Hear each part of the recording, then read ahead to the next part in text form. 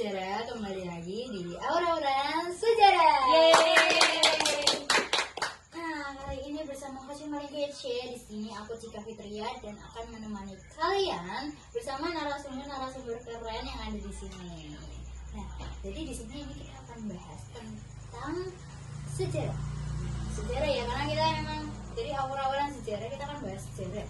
Nah, sejarah ini sebenarnya cukup menarik banget, menarik sekali, dan ini sebenarnya udah jadi basic ya, kalau di SMA pasti semuanya udah harus tahu.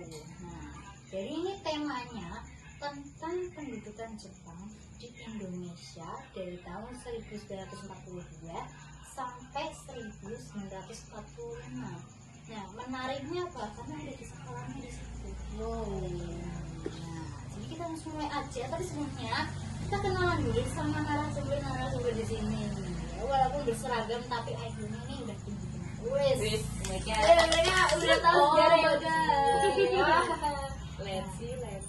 Oke, kita kenalan dari samping kiri nih. Nah, ini namanya Kak Dimas. Jadi nanti ini adalah narasumber yang akan menjelaskan tentang bidang politik. Nah, jadi nanti kalau politik gimana, kalau apa pas di Indonesia tuh kayak gimana. Nah, oke. Terus di sini ada Kak Atika. Jadi Kak Atika ini bakalan bahas tentang bidang sosial. Oke. Terus di sini ada Kak Ataya. Jadi Kak Ataya akan bahas tentang bidang kebudayaan. Terus terakhir ini ada Kak Chandra. Ini akan bahas tentang bidang ekonomi. Kita langsung aja ya, kita udah siap ya berarti ya. Kita udah siap, kita udah ready. Jadi saatnya kita akan langsung ulas semua sejarah Jepang di sini. Oke, sekarang juga. Oke. Nah, kita mulai langsung, ini kita masuk ke bidang ekonomi ya. Nah, kalau kita mungkin mikirnya ekonomi itu adalah apa sih, kayak udah nggak asing ya kalau di telinga orang Indo ya sebenarnya ya. Benar banget pasti. Tapi kan kita nggak tahu ya kondisi ekonomi di Indonesia itu gimana pada saat dijajah oleh Jepang. Oke, Kak Chandra bisa jelasin dong sekarang ya. Oke, terima kasih Cika. Jadi yang pertama aku ingin bahas itu, menurut aku ya, hal yang paling menggambarkan perekonomian pada saat itu adalah eksploitasi. Kenapa aku bisa nyebut eksploitasi? Karena begini, pada saat Jepang sampai di Indonesia itu, Jepang langsung tuh mengambil alih seluruh perekonomian yang ada di Indonesia. Berarti itu kayak kita itu dipaksa buat kerja berarti. Betul sekali. Tega banget. Nah, terus tadi yang seperti yang disebutkan Kak Cika itu kerja roti. Nah, kerja roti itu adalah kerja yang dipaksa. Jadi tuh rakyat Indonesia tuh pada saat itu tuh dipaksa kerja banting tulang, pokoknya 24 jam disuruh kerja untuk membangun jalan raya, rel kereta api, pertambangan, dan lain-lain. Nah, ini kan otomatis menguras tenaganya mereka kan ya, apalagi mereka kerjanya full banget, nggak ada istirahat, nggak ada jeda. Berarti kalau udah kayak dipaksa buat kerja itu kan, tapi kan beberapa orang Indonesia kan mungkin ada yang berdagang. Nah, mereka berdagangnya gimana kalau orang Indonesia di bawah naungan Jepang kayak gitu? Nah, pada saat Jepang di Indonesia itu, rakyat Indonesia tuh sama sekali tidak mendapatkan profitnya gitu. Jadi mereka tuh nggak dapat hasilnya mereka sendiri. Harusnya kan yang mereka tanam mereka dapatkan gitu, tapi malah yang mereka tanam itu diambil semuanya, habis oleh Jepang. Berarti tega kayak gitu ya.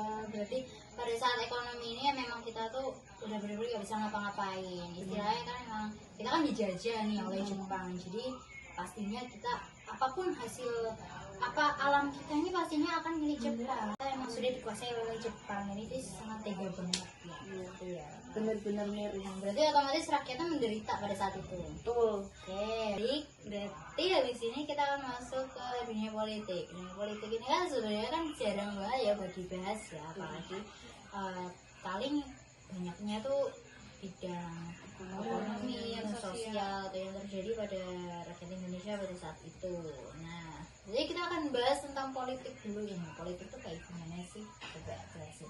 Jadi gini Kakak Cika, memang betul Jepang itu menjajah, tapi ada yang menarik di bidang politiknya, yaitu seperti membuat organisasi seperti Peta Pembina Tanah Air dan juga UPKI. Yang membuat langkah kemerdekaan Indonesia itu ya ini organisasi ini. Jadi Peta itu adalah pembela tanah air, ya itu dibuat untuk mempertahankan wilayah negara Jepang. Tapi malah sebaliknya, itu malah membuat negara Indonesia itu lebih untung. Itu untuk membuat apa ya namanya ya, wadah militer lah ya kalau disebut.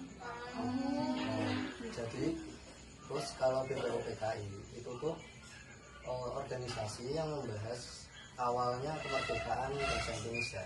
Jadi gitu ya. Berarti awalnya itu Jepang kan buat organisasi nih. Nah awalnya itu buat kepentingan Jepang, tapi ini malah jadi celahnya Indonesia buat merdeka gitu, tanpa Jepang sadari gitu. Berarti kan ini maksudnya kayak benefit ya, makanya ya keren sih.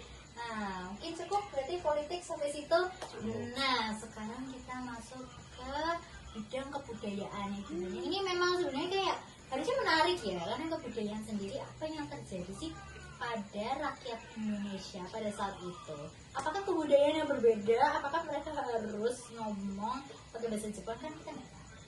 Kita langsung bahas aja sama Kak Atayadi. Nah, dari segi kebudayaan sendiri, Jepang ini benar-benar menghapus semua pengaruh yang ada di Indonesia. Maksudnya pengaruh Belanda di Indonesia. Nah, dari segi kebudayaan sendiri, Jepang ini benar-benar menghapus semua pengaruh yang ada di Indonesia. Maksudnya pengaruh Belanda di Indonesia.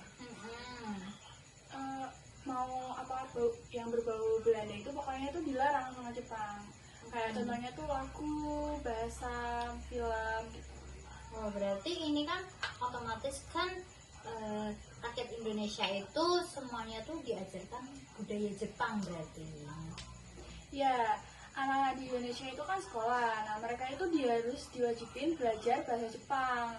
Selain itu mereka juga harus kayak nyanyiin lagu kebangsaan Jepang, dan mereka itu harus hormat sama kaisar. Nah itu tadi itu tuh termasuk propaganda yang Jepang bikin buat rakyat. Nah biar rakyat kita tuh mikir kalau ya Jepang ini saudara kita, istilahnya tuh kayak saudara Tuhan gitu. Nah, tapi kalau misal kita mikirnya pakai propaganda kayak gitu, itu tuh beneran ngaruh nggak? Itu efektif nggak itu? Propaganda itu kayaknya nggak terlalu ngaruh sih, soalnya rakyat kita itu udah sadar kalau misalnya tuh Jepang sama Belanda tuh ya sama aja tujuannya untuk sama-sama ngajak Indonesia. Jadi ya dengan adanya propaganda ini malah bikin rakyat Indonesia itu sadar dan makin pengen cepat merdeka. Berarti emang dari awal kan Indonesia kan udah sering banget ya dijajah sama negara-negara lain. Jadi kan mungkin tahu ya kayak apa sih detik-detik kebudayaan kita akan diganti nih, wah kita harus paksa seperti ini. Berarti udah ngerti duluan mereka. Ngerti duluan berarti ya. Berarti emang dari awal sih kayak gitu. Oke kita lanjut. Ini yang terakhir. Ini yang cukup menarik ya. Ini berarti bidang sosial. Wah, sosial ini berarti akan menggambarkan lebih jelas bagaimana kehidupan rakyat Indonesia di bidang sosial. Nah, ketika Atika ini bisa dijelasin nih sekarang nih kayak gimana nih berarti? Nah kalau buat bahas sosial nih, untuk di masa itu tuh bener-bener rakyat Indonesia tuh menderita banget. Karena kenapa? Bahkan waktu itu tuh ada kayak misal kita tuh punya makanan dan itu diambil alih oleh tentara.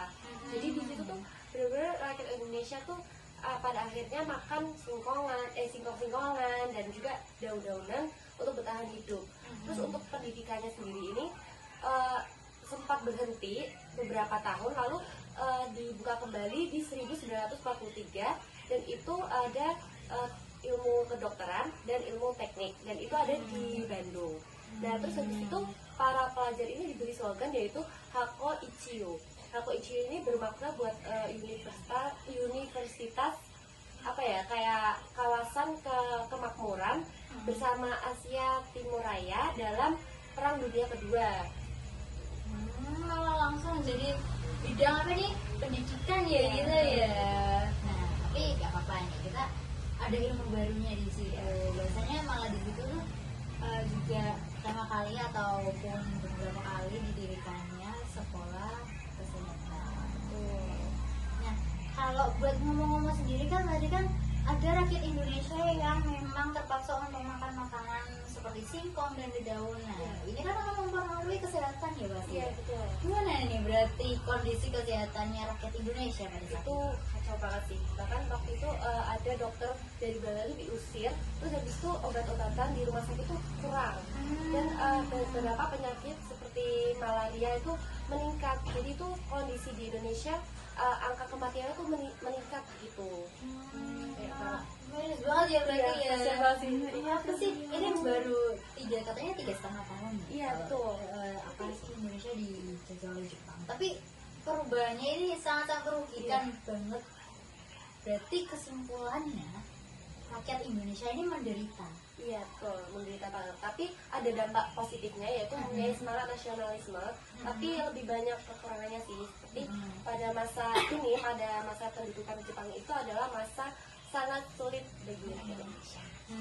Oke, berarti ini semuanya udah aku rangkum juga nih. Jadi kan kayak udah dirangkum, kita udah bener-bener dengerin semuanya dan memang rakyat Indonesia tuh menderita banget, padahal dijajahnya cuma sebentar. Maksudnya kayak cuma sebentar aja ya mungkin ya mikirnya, tidak seperti Belanda, karena Belanda itu mungkin udah berpuluh tahun gitu kan. Nah kalau sama Jepang ini cuma mungkin tidak ada 10 atau gimana kan, ini informasi yang aku baca loh ya, belum tahu benar atau enggak loh ya, tapi udah bener-bener signifikan gitu perubahannya. Nah, jadi ya pada kayak gitu kan kesimpulannya udah jelas banget ya teman-teman. Nah kita udah dengerin semuanya dan aku terima kasih banget sama narasumber hebat ini. Kita udah ngundang kita dia. Ini keren banget loh, mereka walaupun kayak mungkin hanya berseragam tapi ilmunya tuh udah, wah ya Allah, ilmunya gila keren banget gitu loh. Gila ilmunya udah tinggi banget, ternyata udah segini ya. Aduh jadi malu. Ya, kan kita pastinya kan harus rajin nih kalau buat belajar sejarah nih, biar gak ada kayak apa sih, kayak mungkin melenceng dari faktanya itu seperti apa gitu. Bener kan? Ya. Mungkin kita cukupkan sampai sini ya teman-teman. Oke, terima kasih banyak. Kali ini aku sudah menemani kalian dari awal sampai akhir. Ini kita udah simpulkan semuanya, kita udah dengerin mereka berbicara dan juga tentang pendudukan Jepang di Indonesia gitu. Oke, aku Cika Fitria pamit undur diri, sampai jumpa. Dadah.